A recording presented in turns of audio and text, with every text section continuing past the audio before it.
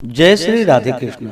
आप सभी का आपके अपने YouTube channel B K Mishra present में बहुत बहुत स्वागत है। आइए आज आप सब जानेंगे वर्ष 2025 माघ मास शुक्ल पक्ष भानु सप्तमी अचला सप्तमी का व्रत कब धारण किया जा रहा है। तो जानेंगे व्रत के शुभ मुहूर्त के बारे में, व्रत महत्व के बारे में, इस दिन क्या करना चाहिए। तो आइए जानते हैं इन सबों के बारे में। आप सभी भक्तों को भानु सप्तमी अचला सप्तमी की ढेर सारी शुभकामनाएं। आप सभी के जीवन में भगवान सूर्य नारायण की कृपा से आप सभी को सभी प्रकार के सुख और समृद्धि की प्राप्ति हो। माघ मास शुक्ल पक्ष की सप्तमी को इसे भानु सप्तमी, महती सप्तमी, रथांक सप्तमी, पुत्र सप्तमी, सप्त सप्तमी, अचला सप्तमी आदि नामों से जाना जाता है। इस दिन विशेष प्रकार से व्रत को धारण करने से, भगवान सूर्य नारायण की आराधना पूजा करने से व्यक्ति के दुख और कष्ट दूर होते हैं। यह आरोग्य प्रदायक व्रत है। भगवान सूर्य देव आँख की पीड़ा को छोड़ करके सभी प्रकार के रोग और दोष को दूर करने वाले हैं तथा पुत्र पौत्र आदि की प्राप्ति होती है। इस दिन व्रती को दिन भर उपवास रहते हुए, जो कि बिना नमक वाला और बिना तैल युक्त भोजन ग्रहण करना चाहिए, जो कि सूर्यास्त होने से पहले ही भोजन करना चाहिए। जहां तक हो सके फलाहार ग्रहण करके या उपवास रह करके इस व्रत को धारण करना चाहिए और सूर्यास्त होने से पहले ही भोजन कर लेनी चाहिए। तो आइए जानते हैं अचला सप्तमी भानु सप्तमी के शुभ मुहूर्त के बारे में। उसके बाद जानेंगे इस दिन किस प्रकार से भगवान की आराधना करनी चाहिए। माघ मास शुक्ल पक्ष की सप्तमी तिथि प्रारंभ समय 4 फरवरी 2025 दिन मंगलवार सुबह 4:39 और सप्तमी तिथि की जो समाप्ति है वह 5 फरवरी 2025 के तड़के 2:31 पे सप्तमी तिथि की समाप्ति है। यानी कि 4 फरवरी की रात्रि 2:31 पे सप्तमी तिथि समाप्त होगी। इस कारण से सूर्योदय व्यापनी और अरुणोदय व्यापनी के अनुसार 4 फरवरी 2025 दिन मंगलवार को सभी भक्तजन अचला सप्तमी रथ सप्तमी का व्रत धारण करेंगे। इस दिन ब्रह्म मुहूर्त का समय 4 फरवरी को सुबह 5:23 से सुबह 6:15 तक होगा। इस समय में विशेष प्रकार से स्नान का कार्य करना जो कि बड़ा ही उत्तम होगा। सूर्योदय का समय सुबह 6:39, सूर्यास्त शाम 5:44 होगा। 4 फरवरी को राहु काल का समय दोपहर 2:58 से शाम 4:22 तक होगा। राहु काल समय के दौरान कोई भी शुभ कार्य या नया कार्य नहीं करना चाहिए, इस बात का ध्यान रखें। नक्षत्र अश्विनी नक्षत्र रात्रि 9:49 तक होगा। उसके बाद भरणी नक्षत्र होगा।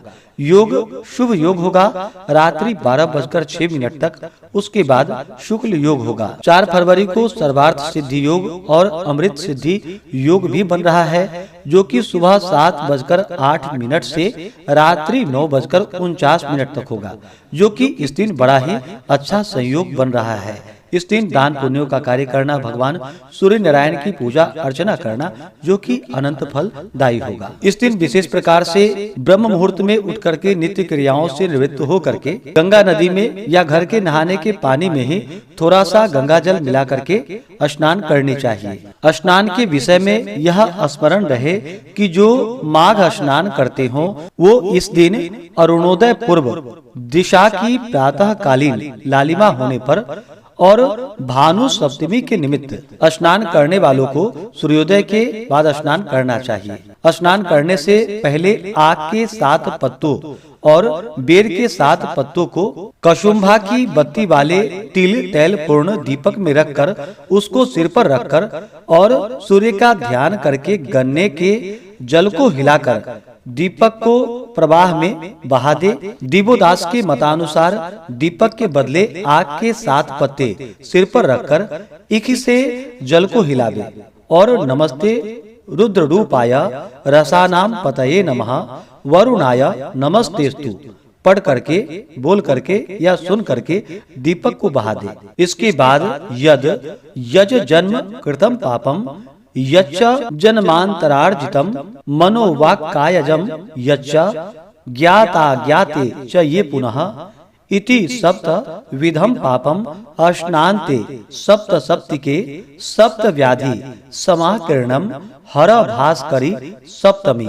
इनका जप करके केशव और सूर्य को देखकर पादुदक, गंगाजल अथवा चरणामृत को जल में डालकर स्नान करे तो क्षण भर में व्यक्ति के पाप दूर हो जाते हैं। इस पर्व को सभी जगह मनाने की अपनी अपनी परंपरा है, तो अपनी अपनी परंपराओं के अनुसार भी इसको मना सकते हैं। इसके बाद अर्घ्य में जल, गंध, अक्षत, पुष्प, दुर्वा, 7 अर्क पत्र और 7 बदरी पत्र रखकर सप्त सप्ती वह प्रीता सप्तलोक प्रदीपना सप्तम्या सहितो देवा गृहाणा अर्घ्यम दिवाकरा से सूर्य भगवान को और जननी सर्वलोकानाम सप्तमी सप्त सप्तिके सप्तव्या हृतिके देवी नमस्ते सूर्य मंडले से सप्तमी को अर्घ्य देनी चाहिए। इस दिन जहाँ तक हो सके भगवान सूर्य देव को अर्घ्य देते समय जल में लाल चंदन,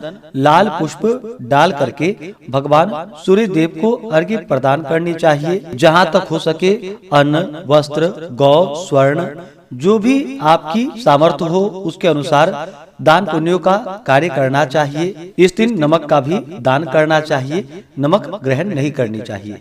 लेकिन आप नमक का दान करें तो बड़ा ही पुण्यफलदायी होता है। तो इस दिन भगवान सूर्य नारायण की पूरे विधि विधान के साथ आराधना करनी चाहिए। गंध, पुष्प, धूप, दीप आदि से भगवान सूर्य नारायण की पूजा करनी चाहिए। इस दिन आदित्य हृदय स्तोत्र का पाठ या श्रवण करनी चाहिए। इससे अनंत पुण्य फलों की प्राप्ति होती है। माघ शुक्ल सप्तमी जो कि प्राणी मात्र की जीवन शक्ति को जीवित रखने वाले प्रत्यक्ष ईश्वर सूर्य नारायण ने मनवंतर के आदि में इस दिन अपना प्रकाश प्रकाशित किया था, अतः यह जयंती भी मानी जाती है।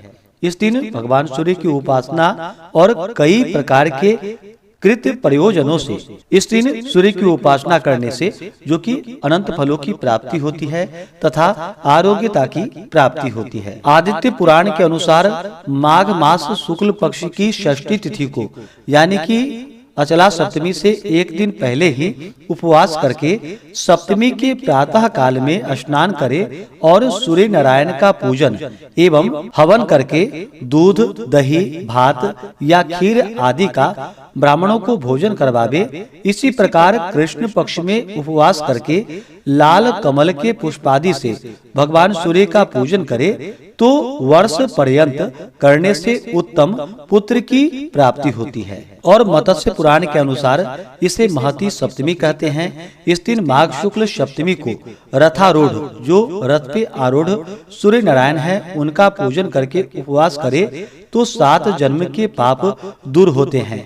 यह रथ सप्तमी कहलाती है। इसे रथांक सप्तमी कहते हैं जो कि हिमाद्री के अनुसार इसी सप्तमी को उपवास करके सूर्य का पूजन करे, उनको स्वर्ण के रथ में स्थापित करके और प्रत्येक शुक्ल पक्ष की सप्तमी को पूजन करके वर्ष के अंत में ब्राह्मण को दे।